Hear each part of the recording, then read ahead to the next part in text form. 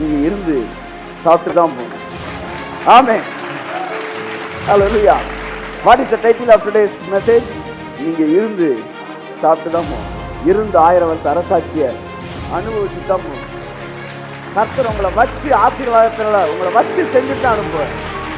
ஆமென். ஆமென்.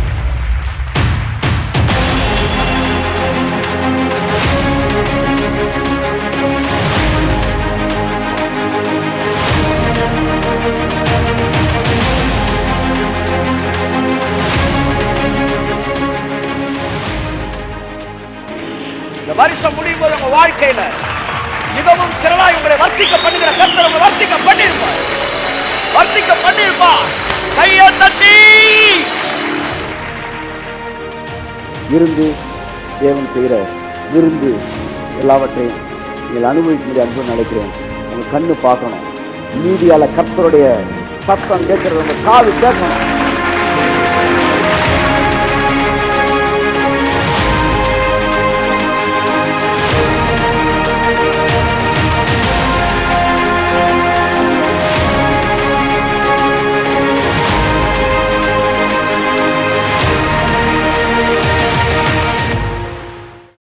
இந்த வருஷம் கர்த்தருடைய மகிமை நம்ம மேல புறஜாதிக்கு வெளியரங்கமாக உதிக்கக்கூடிய நாட்களுக்குள்ள கடந்து வந்திருக்கிறீங்க.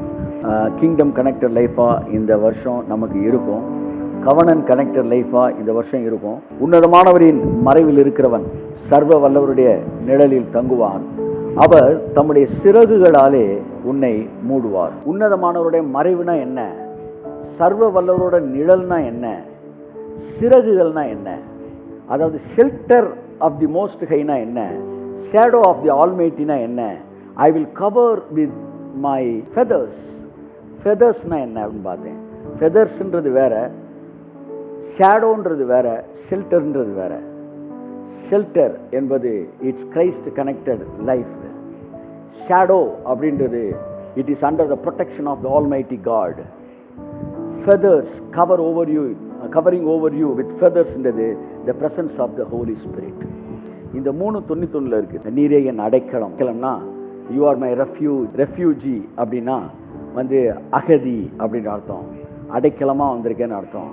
அது ஒரு ஆசீர்வாதமா சாபமானா? அது ஒரு ஆசீர்வாதம். ஏன் ஆசீர்வாதம்? ரெஃப்யூஜி அப்படி ரெஃப்யூஜஸ் கேம்ப்பு. ரெஃப்யூஜி அப்படின்னா அவனுக்கு எல்லாமே ஃப்ரீன்னு அர்த்தம். கை தட்டுங்க உதவருக்கு. ஆமென். இந்த காலம் the transformation of the earth, இந்த யுகம், அதை நீங்க மறந்துடவே கூடாது. 3ஆம் கட்ட வெற்றிக்கு நேராயம் கடந்து வந்திருக்கிறோம். ஒரு குறிப்பிட்ட காலத்தில் தேவன் ஆவியை வென்றெடுப்பதிலே மிக முக்கிய நோக்கமாக இருந்தார். அன்றைக்கு தான் இயேசு கிறிஸ்துவை நம் சொந்த இரட்சகராக ஏற்றுக்கொண்டோம். அப்ப ஆவியில இயேசு ஏற்றுக்கொண்டனால ரட்சிப்பு நமக்குள்ள கடந்து வந்துச்சு. ரட்சிப்பு வந்த உடனே நம்ம எல்லாருக்கும் ஒரு உறுதி வந்துருச்சு. என்னன்னா பரலோகத்துக்கு போவோம். ஆமென் சொல்லுங்க. அப்ப ப்ரீச்சிங் ஃபுல்லா என்னவா இருந்துச்சு? நீ 2 கையோட நரகத்துக்கு போறதை விட 1 கையோட நீ பரலோகத்துக்கு வந்துரு. இந்த உலகத்துல நீ வறுமையான வாழ்க்கை வாழ்ந்தா கூட பரவாயில்ல, பரலோகத்துல வந்துரு அப்படின்னு சொல்லி பெந்தேகோஸ்தே அந்த வெளிச்சத்திலே அந்த நாட்கள்ல ரட்சிப்பின் சுவிசேஷம் உலகத்துல பிரசங்கிக்கப்பட்டது. அது the transformation of the spirit. அவங்களுக்கு சோல் டிரான்ஸ்ஃபர்மேஷன் அப்ப சொல்லி தரப்படல. ஸ்பிரிட்ல டிரான்ஸ்ஃபார்ம் ஆனதான் பேசினாங்க. அன்னைக்கு தான் அந்த காலத்துல மிஷினரிமார்கள் அநேகர் வியாதிகளில் மரித்திருக்கிறார்கள். தொப்பியிலே கூழ் வாங்கி குடித்திருக்கிறார்கள். அவர்களுக்கு ப்ராஸ்பெரிட்டிக்கான வெளிச்சம் இல்லை. அவங்களுக்கு ஆரோக்கியத்துக்கான வெளிச்சம் இல்லை. அவர்களுக்கு என்ன வெளிச்சம் இருந்ததோ அந்த வெளிச்சத்திலே சிறப்பாக இருந்தார்கள். they were living as a generals of God. ஆனால் அதற்கு பிறகு இந்த டிரான்ஸ்ஃபர்மேஷன் ஆவியிலிருந்து ஆத்மாக்குள்ள வர ஆரம்பிச்சிச்சு. கையை தட்டுங்க. Oh, thank you, Holy Spirit. Then the soul started being transformed. அடுத்து சோல் மாற்றமடைய ஆரம்பிச்சிச்சு. அப்பதான் கேரக்டர் மோல்டிங்ஸ் அப்படின்ற ஏரியா மனுஷன் வரான். அப்பதான் பிலீஃப் சிஸ்டம் வரான். ஏன்னா பிலீஃப் எப்பவுமே சோல்ல தான் வரும், ஸ்பிரிட்ல வராது. உன் இருதயத்தில் விசுவாசித்து உன் வாயிலே அறிக்கை பண்ணுவாயானால், அப்ப விசுவாசம் ஆவியில வரல, இருதயத்துல வருது. அடுத்துதான் சோலை டிரான்ஸ்ஃபார்ம் பண்ண கர்த்தர் முடிவு எடுத்தாரு. அப்பதான் ஃபெய்த் டீச்சர்ஸ் கடந்து வராங்க. They preached prosperity. They preached divine healings. They preached divine health. நேற்றைய நாள்லாம் பார்க்குறேன் அந்த 1950s அப்பதான் டீச்சிங்ஸ் என்டர் ஆகுது உள்ள. 54ல் வாய்ஸ் ஆஃப் ஹீலிங் அவங்க நடத்த ஒரு மேகசின் எடுத்து வாசிச்சுக்கிட்டு இருக்கிறேன். 54 அவங்க போட்ட மேகசின். வாசிக்கிட்டு இருக்கும்போது அதில் சாட்சியில் எழுதியிருக்கிறாங்க, ஐயா நான் வந்து ஒரு வீடு வாங்கிட்டேன், ஐயா ஒரு வாரமாக அந்த தலைவலி எனக்கு சுகமாச்சியா, அப்படியே சாட்சி படுத்து நான் சாட்சி எழுதுறதை விட்டுட்டேன். ஆனால் அவங்க சாட்சியை படித்தா ஒரு அம்மா சொல்ல 555 பவுண்டு உடம்பு வெயிட் இருந்த ஒரு அம்மா ஒரு மீட்டிங்கில் ஒரே ஜபத்தில் 120 பவுண்டா குறைஞ்சிருச்சு. அது போட்டிருக்காங்க. என்ன பாருங்க சார், என்ன பாருங்க சார், ஒருத்தனுக்கு கண்ணே இல்லை, அந்த கண்ணே உருவாயிருக்கு. ஒரு அம்மா இருதயம் வீங்கி இருந்து சரியாயிருக்கு. அப்பவே சர்க்கரை வியாதி, இட்ஸ் அ கிரானிக் டிசீஸ். அப்பெல்லாம் சர்க்கரை வியாதிக்கு மருந்தே கிடையாது, காலையை எடுத்துருவாங்க. சுகமா இருந்திருக்கு, சர்க்கரை அளவு தொடர்ந்து செக் பண்ணப்ப சரியா இருந்திருக்கு. இதெல்லாம் மிகப்பெரிய அளவுல வந்து ஒரு ஒரு ஒரு பிளாஸ்ட் ஆச்சு. நண்புக்குரியவர்களே, அடுத்து சோல்ல இருந்த டிரான்ஸ்ஃபர்மேஷன் பாடிக்கு வர ஆரம்பிச்சிச்சு. ஆமென் சொல்லுங்க. பாடி அந்த டிரான்ஸ்ஃபர்மேஷன் டிராவல் பண்ணுது. பாடிக்கு வரும்போது தான் பாருங்க, ஆபிரகாம் ஈசாக்கு வந்து யாக்கோபுக்கு வருது. யாக்கோபுட்டு வரும்போது தான் பாடி டிரான்ஸ்ஃபர்மேஷன் நடக்குது. தொடை சிந்த நன்மை தொடுறாரு. யாக்கோபு இஸ்ரவேலா மாறுறான். அவனுக்குள்ள இருந்து 12 கோத்திரங்கள் பிறக்குது. 2 பேர்ட்ட அன்சீனா இருந்துச்சு ப்ராமிஸ், யாக்கோபுட்ட விசிபிளா மாறுச்சு. கைத்தட்டுங்க ஒரு ஆமென். அப்ப ஃபெய்த் டீச்சர்ஸ் வந்தப்ப சோல் டிரான்ஸ்ஃபர்மேஷன் ஆச்சு. பிலீவ் பண்ண ஆரம்பிச்சான் மனுஷன், வந்து பிலீவ் பண்ண ஆரம்பிச்சான். ஃபெய்த் டீச்சர்ஸ் வரும்போது தான் வந்து அவன் இருதயத்தில் பல விஷயங்கள் நடக்க ஆரம்பிச்சு. தேவனை குறித்த பெரிய படங்கள் வர ஆரம்பிச்சிச்சு. இருதயம் விசாலமாக ஆரம்பிச்சு. அதற்கு பிறகு கிரேஸ் பிரீச்சர்ஸ் வந்தாங்க. கைத்தட்டுங்க உதவுறது.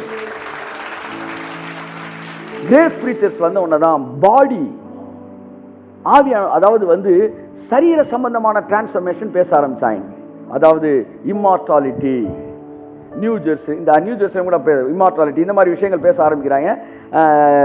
பாருங்க, இப்போ வந்து பாடிக்கு வருது. அதாவது மேனிஃபெஸ்டேஷன் இது வரைக்கும் நடக்காதாலும் இனிமேல் நடக்கும்.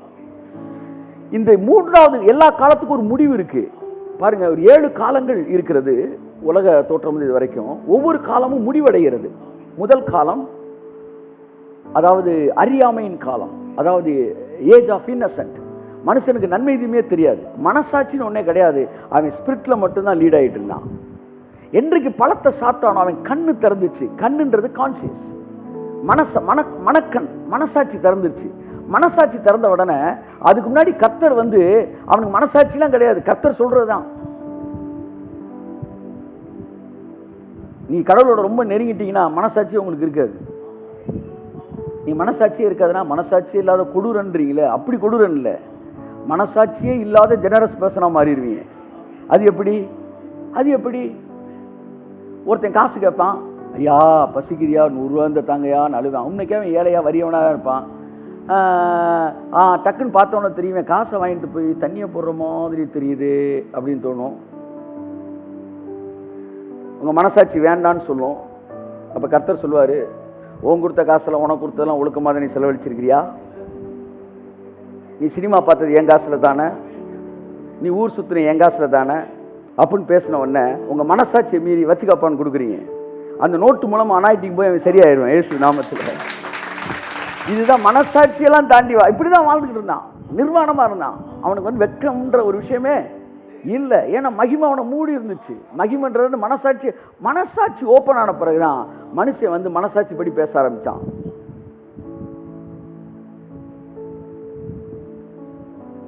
ஆபேலை கொன்ற காயினுக்கு 7 பலினார்.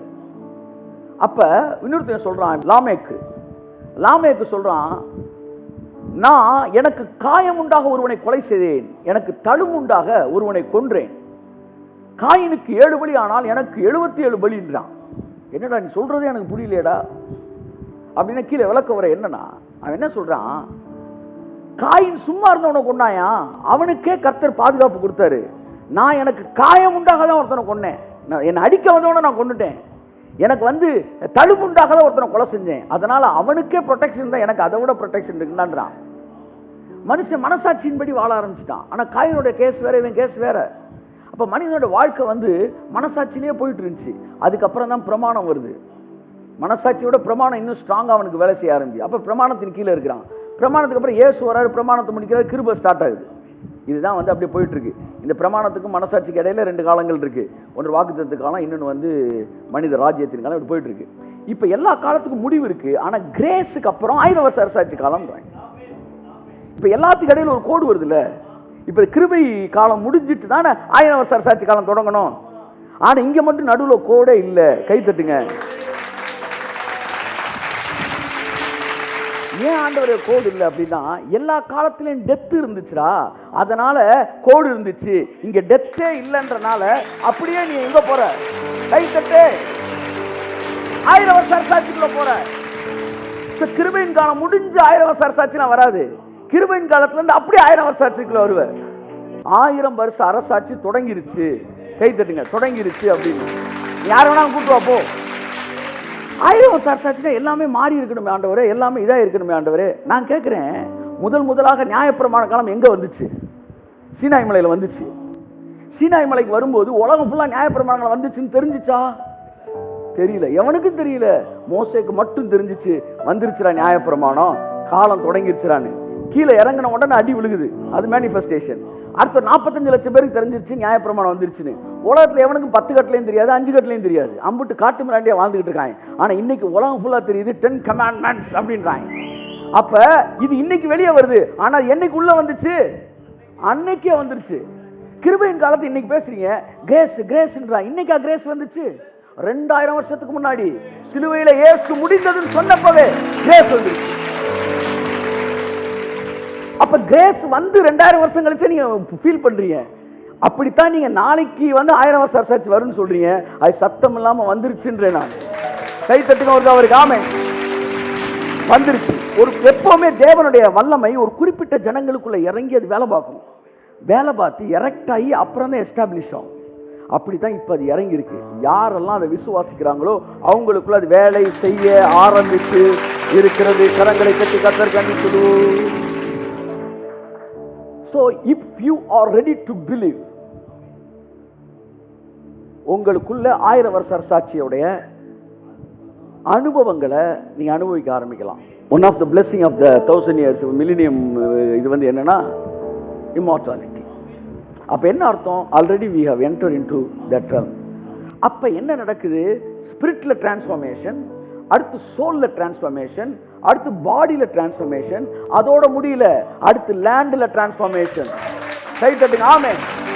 இயேசு உன் ஆவிக்காய் ரத்தம் சிந்தினார், உன் ஆத்மாவுக்காய் ரத்தம் சிந்தினார், உன் சரீரத்துக்கு ரத்தம் சிந்தினார். அதோடு மட்டுமல்ல, இந்த நிலத்திற்காகவும் இந்த பூமியின் சாபத்திற்காகவும் தேவன் ரத்தம் சிந்தினார். So that is what the justice of the land. இந்த பூமிக்கு நியாய தீர்ப்பு செய்யற காலம் தான் இப்ப வந்திருக்கு. நியாய தீர்ப்புனாலே நம்ம கசடு மைண்டு அடி கொடுக்கறதுன்னு சொல்லிட்டு இருக்கு. நியாய தீர்ப்புனா அவனுக்கு செய்ய வேண்டிய நன்மையை செய்யறது. ஐயா எனக்கு நியாயம் இல்லையா அவன் போனப்ப உனக்கு நான் நியாய தீர்ப்பு செய்யறேன்னா ஜட்ஜ்மெண்ட் கிடையாது. அது விசாரிப்பது. தேவன் பூமியை விசாரிக்கிற தேவன். இன்னும் கொஞ்ச நாள்ல இந்த லேண்டு டிரான்ஸ்ஃபார்ம் ஆகிறத பார்ப்பீங்க. இந்த உலகம் நீதிமான்களின் கைவசமாய் மாறுகிறதை நீங்கள் பார்ப்பீர்கள். ராஜ்யங்கள் கர்த்தருடையதாய் திரும்புகிறதை நீங்கள் பார்ப்பீர்கள். பாலிடிக்ஸ்ல தேவனுடைய ராஜ்யம் வருகிறதை நீங்கள் பார்ப்பீர்கள். மீடியாவில் தேவனுடைய ராஜ்யம் வருகிறதை நீங்கள் பார்ப்பீர்கள். பிசினஸ்ல தேவனுடைய ராஜ்யம் வருகிறதை நீங்கள் பார்ப்பீர்கள். எஜுகேஷன்ல தேவனுடைய ராஜ்யம் வருகிறதை நீங்கள் பார்ப்பீர்கள். எல்லா சிஸ்டத்தினாலையும் கர்த்தருடைய ராஜ்யம் இறங்கும். வேதம் சொல்லுகிறது, கடைசி நாட்களில் சகல பர்வதங்கள் மீதும் என்னுடைய நாமம் மகிமை விளங்கும். கையை நல்லா தட்டுங்க.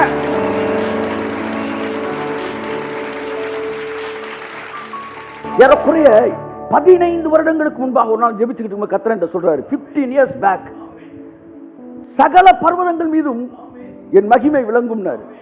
இதுக்கு என்ன ஆண்டவரே அப்படின்னு கேட்டப்ப கர்த்தர் சொன்னாரு, இந்த பூமியில நிறைய பர்வதங்கள் இருக்கு.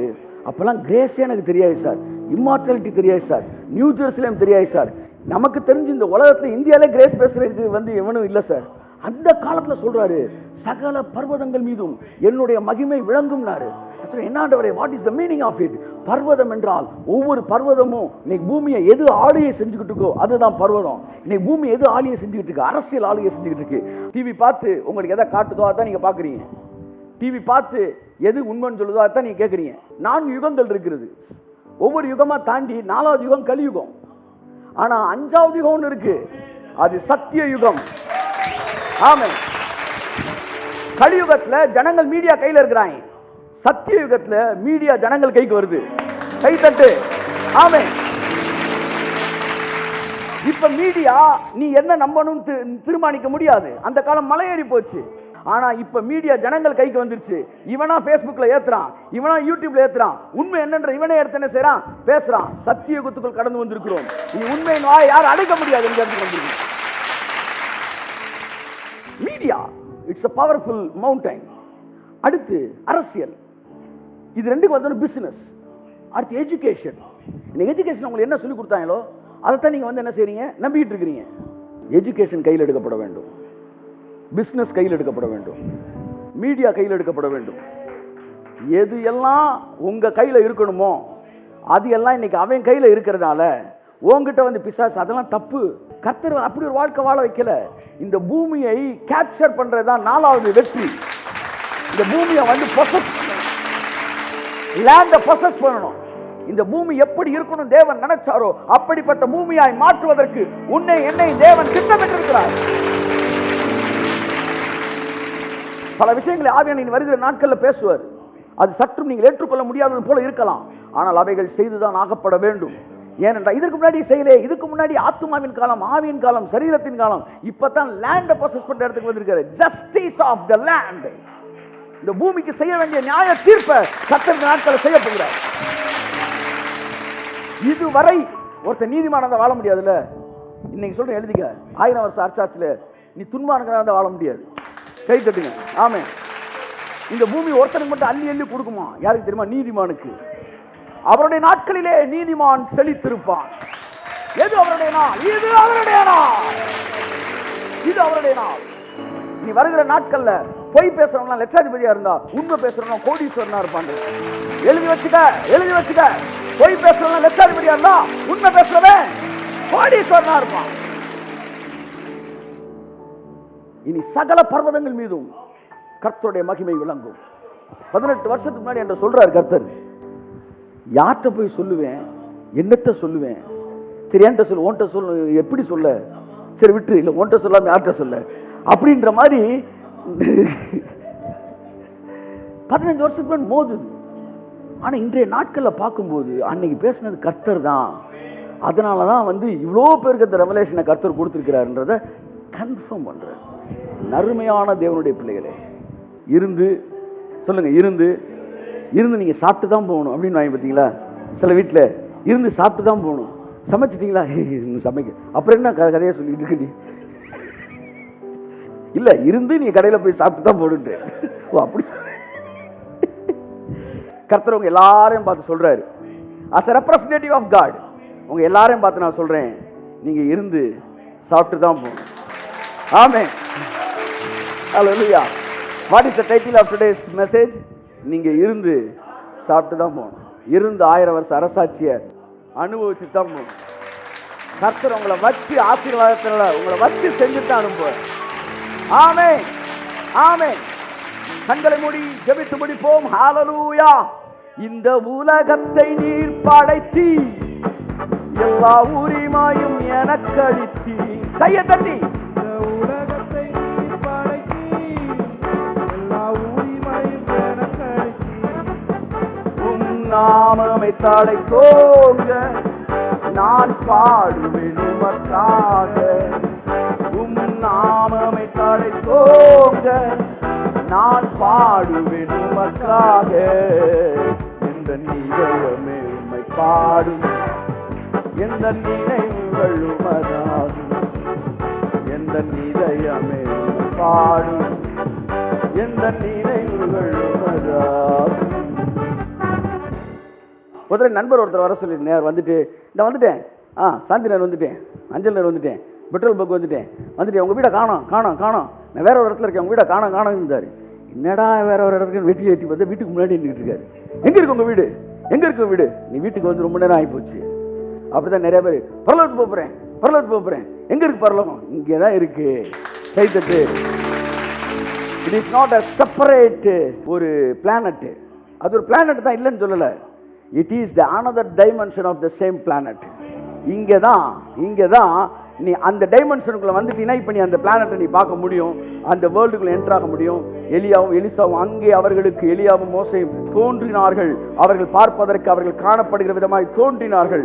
அப்படின்னா முந்தின நாள் நைட்டு போகிறோம், ஒரு இடத்துல நின்று பார்த்துக்கிட்டு இருக்க ஒரு ஹோட்டல்லேருந்து அவர் சொல்கிறாரு, சூப்பர் வியூ சார், ஆனால் ஃபாக் இருக்குது சார், ஃபுல்லாக வந்து மிஸ்ட் இருக்குது சார், மறைச்சிருக்கு சார், பார்க்க முடியல, ஒன்றுமே தெரியல, புகை தான் தெரிஞ்சு. அடுத்த நாள் காலையில் கூட்டு போகிற அதே இடத்துக்கு சூப்பராக தெரியுது.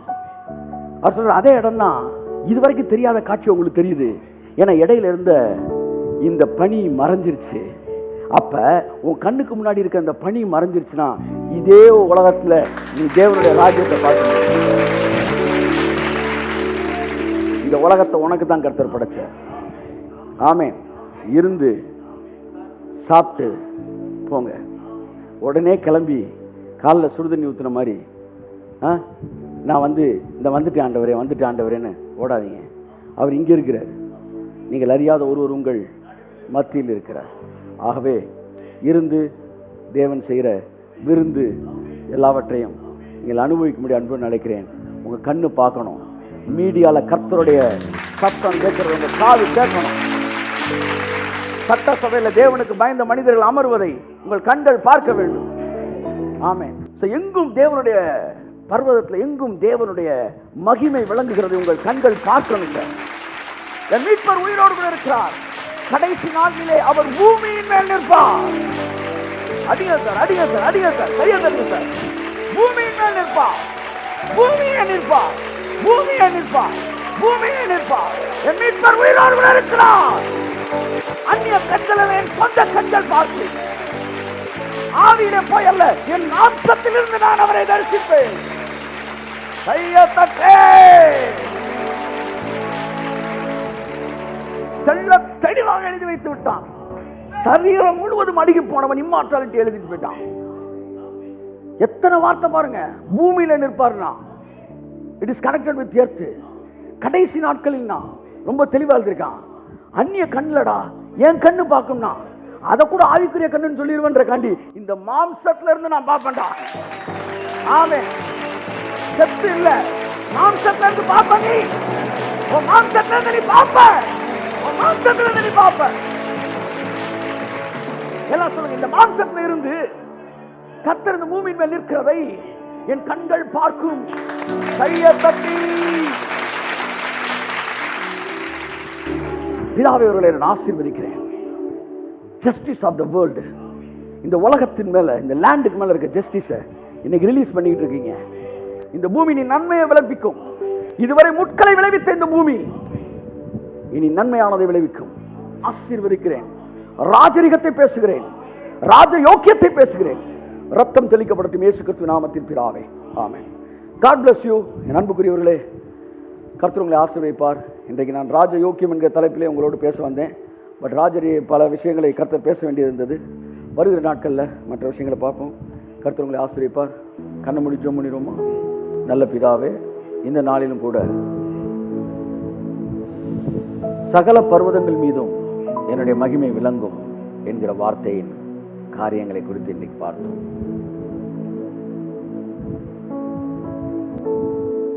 இந்த பூமியில ஜெருசலேம் ஸ்தாபிக்கப்படுவதோட பெரிய விஷயம், ஆண்டவரே உங்க மகிமையினால் பூமி நிறைஞ்சிருக்குன்னு சொல்லி தூதர்கள் துதிக்க துதிக்க உங்க மகிமை நிரப்பினது போல இந்த பூமியில உங்களை நாங்க துதிக்க துதிக்க மகிமையினால தேவாலயம் நிரம்பின போல இந்த உலகம் நிரம்பட்ட. ஆண்டவரே சீக்கிரத்துல இந்த எல்லா பர்வதங்களிலும் பெரிய மாற்றம் நடக்க போகுது. உன்னிடத்திலிருந்து ராஜாக்கள் தோன்றுவார்கள் என்று இந்த வருஷ வாக்குத்தத்தத்துல அடுத்தடுத்த வசனத்தில் நீங்க சொல்லியிருக்கீங்க. அந்த ராஜாக்கள் இந்த நியூ கவர்னன்ட் சர்ச்சுக்குள்ள இருந்து எழும்புவார்களாக. இந்த வார்த்தையை உலகமெங்கிலும் கேட்டுக்கொண்டிருக்கிற தேவனுடைய பிள்ளைகளுக்குள்ள இருந்தவர்கள் எழும்புவார்களாக. ஆசீர்வதிச்சு அனுப்புறேன். ஜஸ்டிஸ் ஆஃப் த லேண்ட் இயேசு நாமத்தில் ரிலீஸ் பண்றேன். இந்த உலகம் தேசம் அவர்கள் கைவசமாயிற்று என்கிற வார்த்தையின்படி இந்த உலகம் உம்முடைய கைவசமாவதாக எங்களை எடுத்து பயன்படுத்தும் இயேசு கிறிஸ்து நாமத்தில் பிதாவே.